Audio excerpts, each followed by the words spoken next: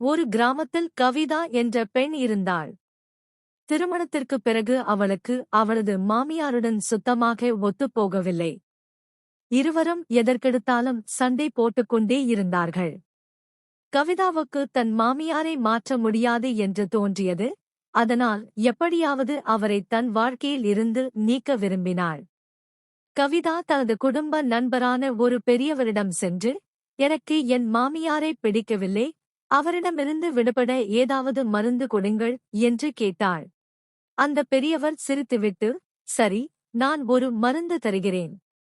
ஆனால் அதை நீ தினமும் உணவில் கலந்து கொடுக்க வேண்டும். அதே சமயம் நீ அவருக்கு விஷம் கொடுக்கிறாய் என்று யாருக்கும் சந்தேகம் வரக்கூடாது. அதனால் இனிமேல் அவரிடம் மிகவும் அன்பாகவும் பணிவாகவும் நடந்து கொள்ள வேண்டும் என்று ஒரு பொடியை கொடுத்தார். கவிதா அந்த பொடியை வாங்கி வந்து தினமும் மாமியாருக்கு பிடித்த உணவைச் சமைத்து அதில் கலந்து கொடுத்தாள். பெரியவர் சொன்னது போல சந்தேகம் வராமல் இருக்க மாமியார் திட்டும்போதும் அமைதியாக இருந்தாள். அவருக்கு பணிவிடை செய்தாள். மிகவும் அன்பாக பேசினாள். நாட்கள் கடந்தன. கவிதாவின் மாற்றத்தைக் கண்ட மாமியார் மனம் மாறினார். இவ்வளவு அன்பான மருமகளை நான் கஷ்டப்படுத்தினேனே என்று வருந்தி அவரிடம் தாயைப் போல அன்பு காட்டத் தொடங்கினார். இருவரும் இப்போது ஒரு தாய் மகள் போல நெருக்கமானார்கள். திடீரென்று கவிதாவுக்கு பயம் வந்தது. தான் கொடுத்த விஷத்தால் மாமியார் இறந்து விடுவாரோ என்று பதறிப்போய் பெரியவரிடம் ஓடினாள்.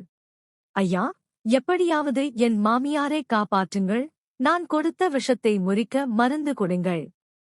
அவர் இப்போது என் மீது மிகவும் அன்பாக இருக்கிறார் என்று அழுதாள். பெரியவர் சிரித்துக்கொண்டே சொன்னார், மகளே, நான் கொடுத்தது விஷம் அல்ல, அது வெறும் சீரகப் பொடிதான். உண்மையான விஷம் உனது மனதிலிருந்த கோபம்தான்.